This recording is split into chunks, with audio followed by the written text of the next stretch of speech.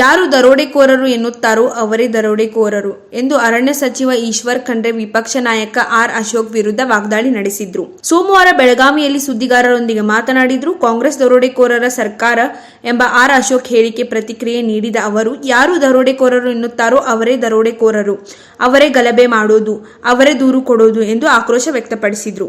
ಅವರೇ ಎಲ್ಲ ದರೋಡೆಕೋರರು ಮಾಡೋದು ಅವರೇ, ಇವತ್ತು ಅಪರಾಧ ಮಾಡೋರು ಅವರೇ, ಇವತ್ತು ದೂರು ಕೊಡೋರು ಅವರೇ, ನಾವೇ ತನಿಖೆ ಮಾಡ್ತೀವಿ, ನಾವೇ ತೀರ್ಪು ಕೊಡ್ತೀವಿ ಅಂತಾರೆ. ಎಲ್ಲರಿಗೂ ಗೊತ್ತಾಗಿದೆ, ಜಗಜ್ಜಾಹಿರ ಆಗಿದೆ. ಅವ್ರು ಯಾರ ಮಾತಿಗೆ ಯಾವುದೇ ಬೆಲೆ ಇಲ್ಲ.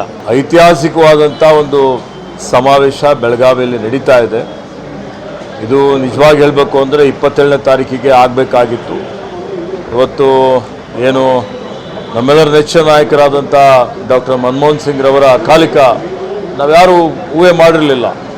ನಿಧನದಿಂದ ಅದು ಮುಂದೂಡಲಾಯಿತು.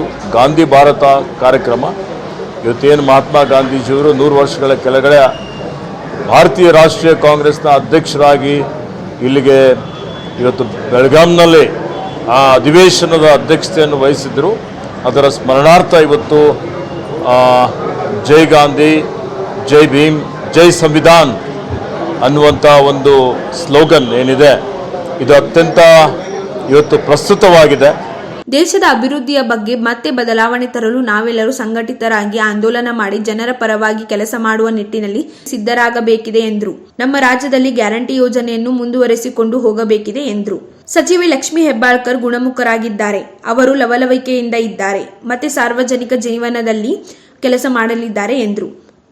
ಸಂಕಲ್ಪ ಶಿಂದೆ, KMM ಕರ್ನಾನಿಸ್, ಬೆಳಗಾವಿ.